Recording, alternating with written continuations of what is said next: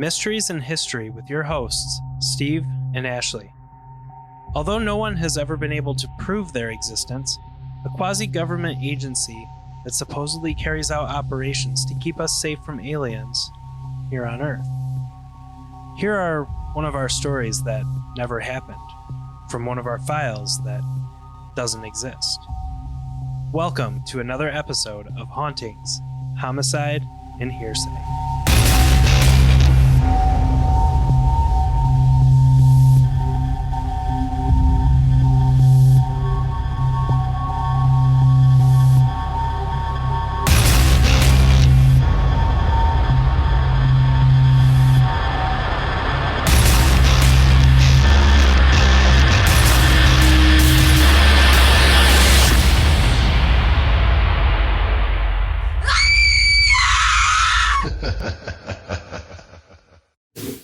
Men in Black. Mm-hmm. Sip. Yeah, okay. Yes, you are. Did you recognize the semi-quote paraphrased? No. You don't remember that? No. Men in Black 2, The Light of Zartha. Or is it Men in Black 1? Hold on. Give me a minute here. You think all that? Nope. It's Men in Black 2. When they go to like Weirdo Guy's house. He lives with his mom, but he has like the videos and shit. He's like a UFO conspiracy theorist. And it's the beginning of the Light of Zartha movie. That's what that was. Except I kind of changed it. Okay. We're going to have to watch Men in Black 2 now. I'm not going to have an issue with that. No, I think we cycle through it at least like 3 times a year. Yeah, we do. Semi-annually, we just, without decide to watch Men in Black. So yes, today we are talking about the Men in Black. If you don't read this as Tommy Lee Jones, I will punch you. I can't do Tommy Lee Jones's voice. You just sound angry and disenchanted with everything. That didn't even sound like Tommy Lee. I don't even sound like me right now. That's true. Ashley got hit by the cold. I thought you were going to say a car, and I was like, finally. Ashley got hit by a car. No, yet another week in our household where everybody is sick except me. Oh, go ahead. You knock on some wood right now. There it is. Yes. So far, I've been able to avoid it, though. Yeah, You've all gotten it this week. Your kids haven't sneezed in your eyeballs yet. Sophia sneezed in my mouth earlier. Does that count? No, I didn't see that. What? I'm so happy. You were off doing whatever the fuck you do. And she was sitting there cuddling me on the recliner. And she kind of just turned and looked at me. And I was like, oh, hi, baby. And she just went. And I'm sitting there like this. My mouth like partly open. You're a fucking mouth breather. I am. And she just kind of goes. She gets that look in her eye. Where it starts to like. They start to close. And I'm like, what are you doing? I thought she was just being a fucking weirdo. Like, I guess I feel like maybe I'm the idiot here. But. You are. Wow, this face looks incredibly like one that a kid would make when they sneeze. I better stay here with my mouth open. And all of a sudden, she just right into my fucking mouth. And I'm like, thank you. Thank you for that. Oh, I can't wait for next week when you're sick too. Yeah, I'm probably going to feel like shit now. But anyways, here we are. Your hypochondriac ass is going to be feeling it in about half an hour. And you can be like, oh no. Yeah, I know. But yes, so we are talking about the Men in Black today. Not rightfully so, not much information. However, I did find a pretty decent article on history.com that I am going to read from towards the end here. So we are just going to jump right in. So in UFO conspiracy theories, the Men in Black are rightfully named for men who dress in all black that claim to be a sort of government agency that keeps the peace here on Earth from otherworldly creatures, meaning to cause harm on our planet. Aliens, if you will. How do we know the aliens mean to cause harm? I'm just, playing devil's advocate. I don't know, but as we get into this, you're kind of going to find that, like, the Men in Black, they're terrible people. No shit. Yeah. So think about the job that they have to do. Of course, they're fucking awful people. Yeah. And they're probably like saying anyone almost that works for the CIA is a fucking bundle of sunshine. Yeah. Well, it's almost as if they are just as bad as the things they are, quote unquote, trying to protect us from. So the true conspiracy of the Men in Black is not as comedic as that portrayed in the film starring Will Smith and Tommy Lee Jones. Rather, they harass, threaten, and even sometimes assassinate those who claim to have had contact or witnessed otherworldly phenomena. I've seen aliens. You want to get assassinated? Take me the fuck out. The claim is that they do these things to keep people quiet so they don't release information on what they've seen. The term Men in Black is also used to describe mysterious men working for unknown organizations, as well as various branches of government allegedly tasked with protecting secrets or performing other strange activities. The term is generic, used for any unusual, threatening, or strangely behaved individual whose appearance on the scene can be linked in some fashion with a UFO sighting. Several alleged encounters with the Men in Black have been reported by UFO researchers and enthusiasts, and the MIB supposedly appeared throughout different moments in history. The Men in Black have also been mentioned in folklore, specifically by folklorist James Lewis, who compares accounts of Men in Black with tales of people encountering Lucifer and speculates that they can be considered a kind of, quote, psychological trauma, end quote. Wait, I'm too stupid for this. Are we insinuating that Lucifer is the Men in Black? Or are we saying that it's comparing? So basically saying that like people who have met the Men in Black, it would be similar like type of fear or whatever of somebody meeting Lucifer. That's it. I don't know. I need to meet a Man in Black. The Men in Black are prominently featured in ufology, UFO folklore, and even in fan fiction. In the 1950s... What?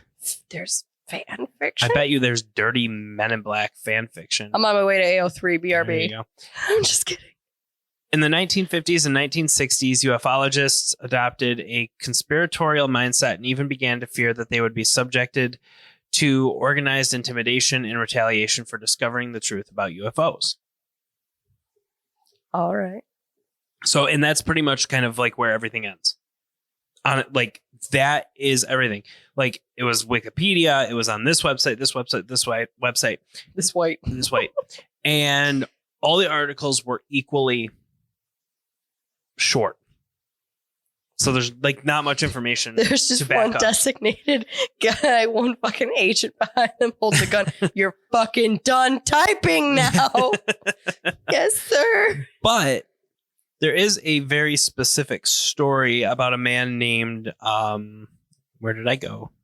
Where is that? Harold Dahl. Like Roald Dahl, okay. But Harold Dahl. Update. If anyone's interested. I Googled AO3 Men in Black real fan fiction. And I'm going to save everyone the time. Don't Google it, because all it says is Agent J, Agent K, Men in Black. And I'm like, nah, I got to get out of this tab. Anyway, it's not what I wanted. In 1947, Harold Dahl claimed to have been warned not to talk about his alleged UFO sighting on Maury Island by a man in a dark suit. In the mid-1950s, ufologist Albert K. Bender claimed he was visited by men in dark suits who threatened and warned him not to continue investigating UFOs. Bender maintained that the Men in Black were secret government agents who had been given the task of suppressing evidence of UFOs. Ufologist John Keel claimed to have had encounters with MIB and referred to them as demonic supernaturals with dark skin and or exotic facial features. According to ufologist Jerome Clark, reports of Men in Black represent experiences that don't seem to have occurred in the world of consensus reality. Historian Aaron Gulyas wrote, during the 1970s, 1980s, and 1990s, UFO conspiracy theorists would incorporate the MIB into their increasingly complex and paranoid visions. Can I just make one comment? Gulyas. Shut up. Sorry. Ufologist John Keel has argued that some MIB encounters can be explained as miscast, entirely mundane events perpetuated through local folklore. Wait, so is he implying there are just men out here walking around in all black suits with fucking shutter shades? Probably not shutter shades. Just like waiting for a UFO encounter. I don't know. And they're like, I'm gonna fuck with some yokels. Okay, cool. Gosh, I don't know. In his 1975 book, The Mothman Prophecies, Oh, yes. Keel describes a late night outing in 1967, rural West Virginia, where he himself was taken for an MIB while searching for a phone to call a tow truck. In his article, Gray Barker, My Friend, the Myth Maker, John C. Sherwood claims that in the late 1960s, at the age of 18, he cooperated when Gray Barker urged him to develop a hoax, which Barker subsequently published, about what Barker called black men, 3 mysterious UFO inhabitants who silenced Sherwood's pseudonymous identity. So now we're going to go back to the beginning of that, and we're going to go back to Harold Dahl. Good. So Is he in relation to Roald Dahl? I don't know. Didn't look it up. Didn't care too much. As the story goes, Harold Dahl was on a conservation mission on the Puget Sound. Puget Sound? Puget Sound. Puget. Puget. Puget. Spell it? Puget Sound. Puget? Yeah. Puget Sound. Okay. As the story goes, Harold Dahl was on a conservation mission on the Puget Sound near the eastern shore of Washington's Maury Island, gathering logs when he saw 6 donut-shaped obstacles hovering about a half a mile above his boat. Before long, one of them fell nearly 1,500 feet, followed by raining metallic debris, some of which hit Dahl's son Charles on his arm, as well as the family dog, who didn't survive the ordeal. Oh, God. Dahl was able to take some pictures of the aircraft with his camera, which he later showed to a supervisor, Fred Chrisman. A skeptical Chrisman went back to the scene to look for himself and saw a strange aircraft with his own eyes. I, for some reason, thought you were going to say Christmas instead of Chrisman, and all I could think of was Lloyd Christmas. The following morning, Dahl was visited by a man in a black suit. They ended up at a local diner where the man was able to recount in extraordinary detail what Dahl had just experienced. Quote, "What I have said is proof to you that I know a great deal more about this experience of yours than you will want to believe," end quote, the man said. Dahl was told not to speak of the incident. If he did, bad things would happen. The supposed events of Maury Island have continued to fuel conspiracy theories to this day, even though a U.S. government investigation deemed it a hoax after Dahl and Crimson later admitted as much. In particular, the mention of the man in the black suit would evolve into a key obsession for UFO enthusiasts and spread into American pop culture thanks to a comic book series and a blockbuster movie trilogy. So now... Well, I have questions. Well, hold on. Because now I'm going to go to history.com and I will be reading directly from this article. But what are your questions? Well, then, if they're just a hoax, where does Dan Aykroyd's story come into play? Dan Aykroyd's story?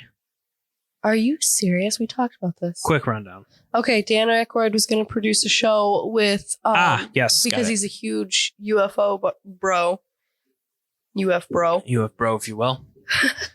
And they fucking ransacked all his shit and threatened his life and said, if you ever fucking release this, I'll kill you. Yes, I do remember that now. Yeah. So the Maury Island story gained little notice in the UFO community until Barker's 1956 book, in which he wrote of his, quote, file on the Maury Island case, end quote. It largely consisted of the writings by Ray Palmer, the Chicago Magazine editor, referred to in the government's report. Barker went on to connect the dots between, quote, the man who wore a black suit, end quote, who took Dahl to breakfast, and 3 similarly dressed men who allegedly visited a young UFO enthusiast named Albert K. Bender in 1953. Let's see. It was Bender who basically single-handedly ushered in the plague of the Men in Black. And got like people talking about it. And it's been described as basically like the telephone game. Yeah. So, and then Barker would go on to write another book. Bender would go on to write a book, and so on and so forth.